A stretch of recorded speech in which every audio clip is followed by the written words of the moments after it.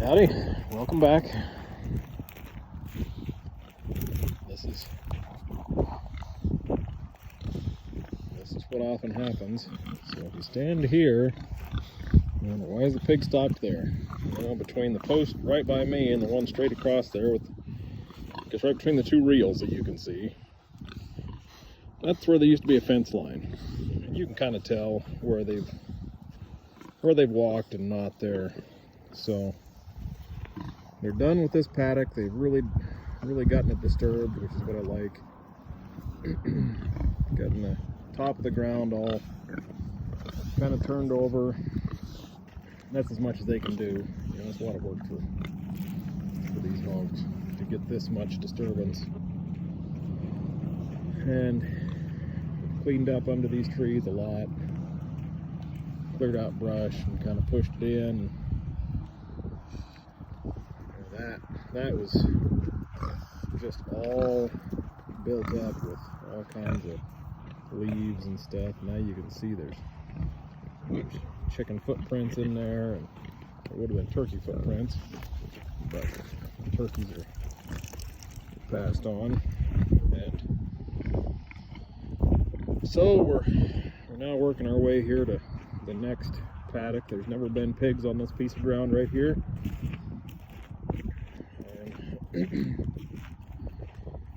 So it's the old Ford there.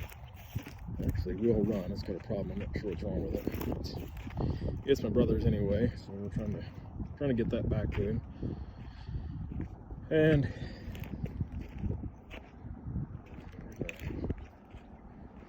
pile of junk there. I need to figure out how to get that to the dump or something. I don't know. It's a bunch of mostly concrete, actually. Concrete and rocks and just a little bit of wire. Anyway, you didn't come here for that. So walking around, this is the area the pigs are going to go into now, and it doesn't look like much to you and me. You know where you see a blue post and that white wire. I'm inside the pen right now. So it doesn't look like much to you or me. The pigs come in here and they're very curious. They really like to see they like to explore. I'm outside the pen now, so we're looking inside. And so they'll come through here and just cross back in.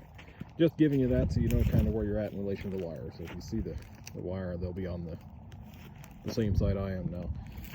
So in here, there'll be a whole bunch of mesquite pods and things that are dropped in there, and they'll go through and root those out and chew on them. And there's some grasses that they'll eat. And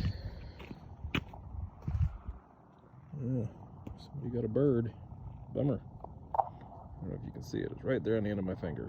It's been gone for a minute, but not too long. Oh, I'll have to get that. Did not see that prickly pear right there, the end of the finger again there. I'll go get a shovel and pull that out. I don't need a pig with a bunch of spines in its mouth. Well, they might eat them, I don't know. So back again here, I give kind of a small, I like to give smaller paddocks to get more impact. And they'll figure it out. I'm going to put some feed. Actually, you can see that feed bucket right there in the middle, right there. Need to get a pointer. Get my hands full here, but I'm going to go put some tasty feed in there, and they'll be right over. But I was going to show. See, they're eating they don't actually eat the grass. What she is going after is the seeds on the end of that. You'll see them sometimes come along and strip the seeds off and leave the grass behind. So what I was going to show here is how the jumper wires work. So this is two different, that's not the handle I like to use. I like the Zammer handle, so I'll show those in a minute. But I had these electric fence handles laying around, and I wanted to get this hooked up. So this is the reel that was around their old paddock. And this fence here is on a reel that I had in reserve, but I didn't have any way to electrify the whole thing really well, and I'll show you how to do it otherwise, which isn't very effective. But if you have these jumper cables, these little jumper wires, which are I think $4 or something like that from Ken Cove. Shout out to Ken Cove, they follow me on Instagram, so go over there and get some stuff from them, and follow me on Instagram too. But that's how you move the power from one to the other. Oh, there they go, getting adventurous. Once one goes, it really speeds it up. They're off to see what things look like now. And those 4 are sisters there. So just gonna kind of see what they go and do. So as long as I've lived here, there've never been pigs on this piece of ground. Funny to watch explore. Now we'll see if they see the fence and recognize it or not. So there may be a squeal here.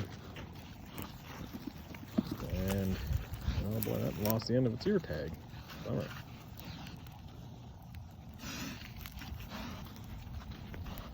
Yeah. And they'll probably be in here for. She just thought she got shot because she ran into a sharp plant here. But that's what I like to see. A little bit adventurous. Going off to see what things are. And stuff like this. This mesquite right in front of me here. That'll all get broken off. Let's see. So she sees the fence. And they don't have great eyesight, but sees it or smells it, I'm not sure which. And yeah.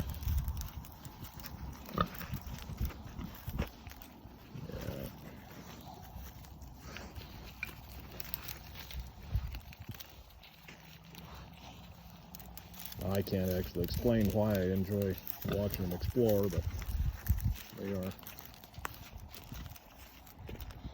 fun to watch, even knowing that one of these is probably going to be going off the abattoir here for too long. These will be tasty hog.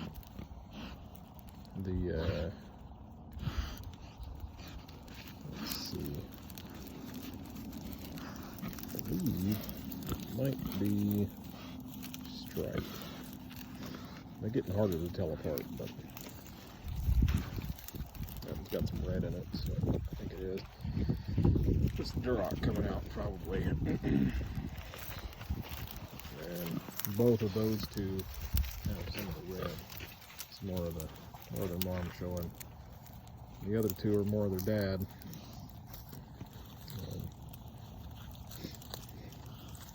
So these are half of a Duroc cross pig. Big girl over there. She's Duroc, probably a Poland China mix or something like that. And so there are that on their mom's side, and then on the boar side they are guinea hog. So in fact I like the guinea hog cross with that lean hog. You get a real nice fat long hog. You get lots of bacon. Get a lot of lard, and lard is amazing. If you don't work with lard, you need to. So they're out here just exploring the world and trying to see if there's anything that they need to get into. Right now they're just mostly looking around. They'll kind of dig around and see where there might be some food here later on.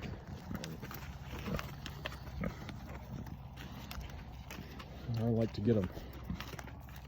I like to see them in new areas. These are super tame, so they won't purposefully hurt me. Now you do have to realize that you are walking around with an animal that weighs over 400 pounds and has real low center of gravity. It's right at calf to knee height for me, because I'm relatively tall. They can really mess you up if they wanted to. So, yeah, there'll be something in there in a minute. Hungry. Obviously hungry. That's a rock. They all have to investigate it. It must smell like food, so they're gonna try to rip on it. These are the smarter ones. They came over here and got some of this undergrowth already. There's some seeds and things over there that the one's already eaten on. That one.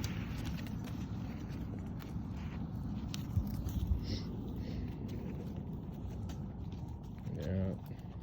Oh, nothing's getting kind of close to that fence. We'll see how that works out. Oh, no, she turned around. Yep.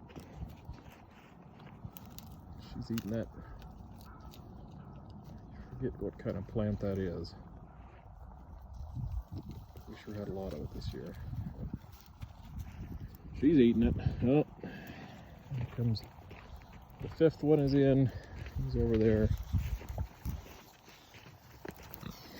And the herd sow, she's the last one in, generally. She does not care to cross a new line ever. She's always been the hardest one. Come on, big girl, let's go. Yeah, she's a good pig.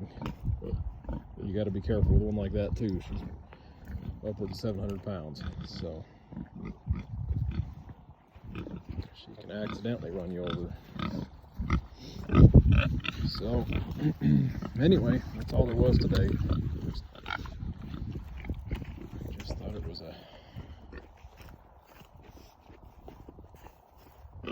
not something that we get to see all the time. I get to see it, I guess, relatively regularly, but I don't often catch it, because usually I have to do it at night, let them run over overnight to let them cross the line. And today I got it out earlier, so. Oh yeah, get to it. It's kind of surprising how they walk almost as fast as a person when they want to. Long legs are shorter than your arm. Propelling twice what most people ought to weigh. Oh yeah. Oh. All right. Well, I'm going to cut it off. Thanks for watching. This is one of the things I enjoy about it. So, hope you enjoyed it too. Bye bye.